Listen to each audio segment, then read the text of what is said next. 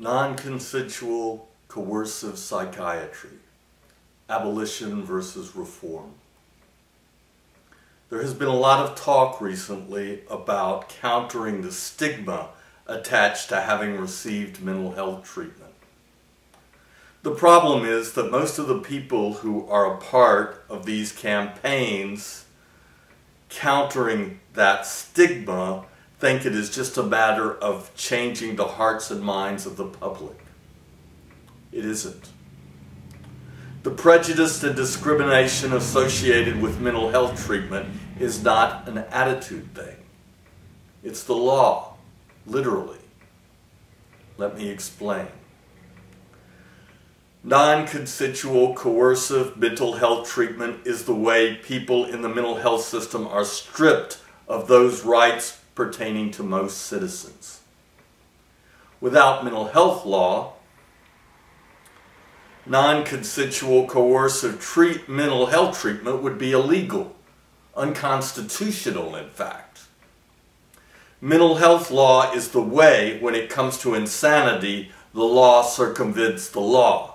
That is, incarcerates people innocent of law breaking under medical pretenses. Non-consensual coercive sex is rape or sexual assault.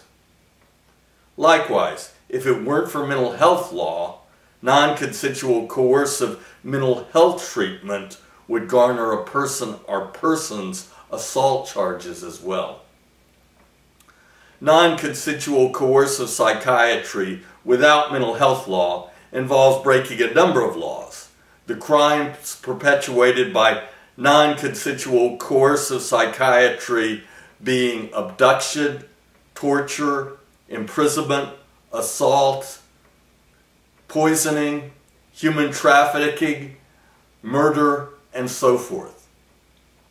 Psychiatry, unlike any other branch of what purports to be medical science, takes prisoners.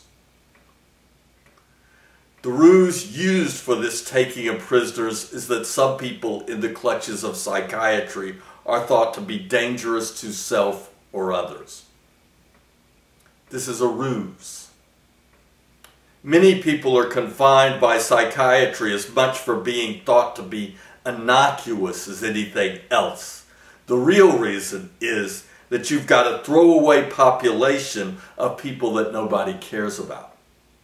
And the Psychiatric Institute, known aptly as the loony bin, is the receptacle to which these unwanted individuals are thrown away. Unlike in other branches of medicine, people held prisoner by mental health authorities are held behind locked doors, and they are not free to come and go as they please. You can't commit a person to a mental hospital without in some fashion violating that person's right to due process of law. These things are usually not decided by a jury of peers. Instead, they are decided through a hearing with a judge, a mental health professional, and a court-appointed attorney who often, unlike in other venues, works against the interest of his client in the name of serving that interest. If there were trials, it would end up being the mental health system that was on trial, not the defendant, when the defendant is innocent of any wrongdoing.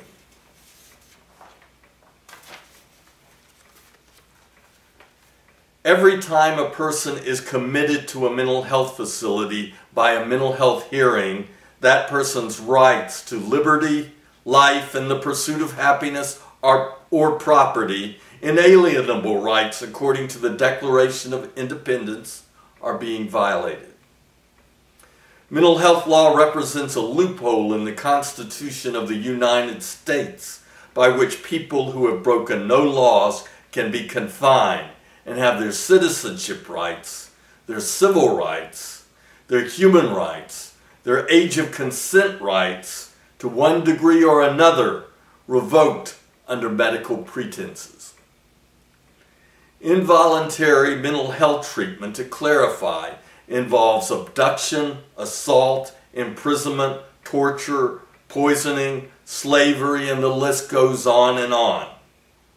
Much so-called voluntary treatment is not voluntary at all, but merely represents a type of plea bargain for potentially, and there is no guarantee that it will be, more lenient treatment.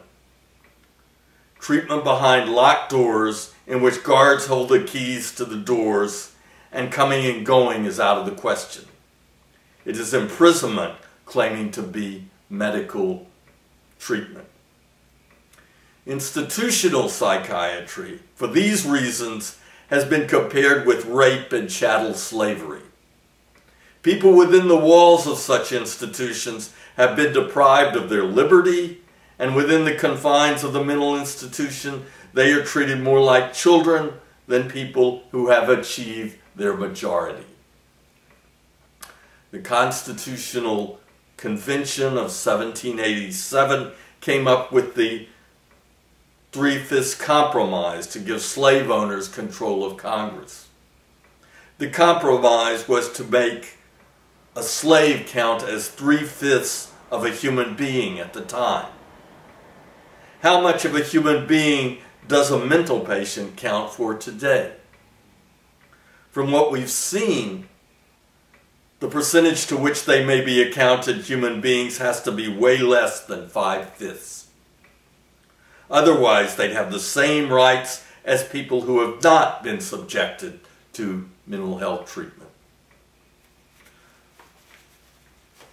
Although right to treatment has been used to get people released from the custodial situations endured in such institutions of confinement and neglect, a person's right to refuse unwanted medical intervention has yet to be affirmed, giving psychiatrists the sort of power over life and death that other physicians just don't possess. One has to realize also that psychiatry's claim to medical authority is tenuous at best. Despite claims that the biological markers for this mental order or mental disorder or that have been discovered, such announcements have a way of dissolving into thin air almost as soon as they are uttered. The real causes of what is referred to as mental disorder remain as elusive as they ever have been. To contrast abolition with reform, I've drawn up a number of bulleted points. Bulleted point number 1. Reformism equals more or less forced treatment. Bulleted point number 2. Reformism, when it comes to force, is a matter of degree. Law and order reformers want more.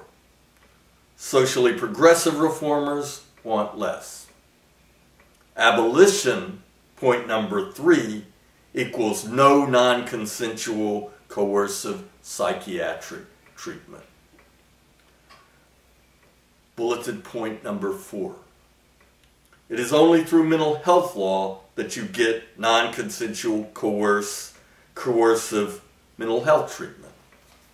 Bulleted point number 5. Repeal mental health law and non-consensual coercive psychiatric treatment is what it is everywhere else. That is criminal assault.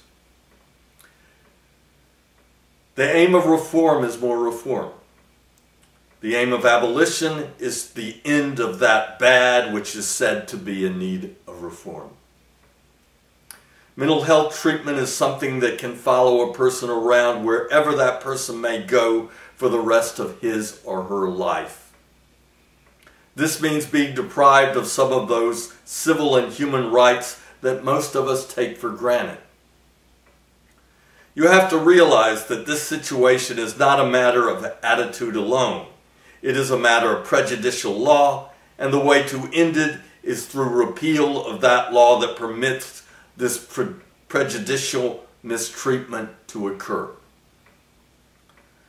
Reform of the law can go in either of two directions, but reform of the law misses the fact that it is actually the law itself that is unjust. Repeal the law, and you no longer have this inequality of the law, this matter of two laws, one law for the regular citizens and another law for those citizens alleged to be mad, the person presumed to be out of his or her senses. This other law that will deem a certain segment of the human population less than fully human.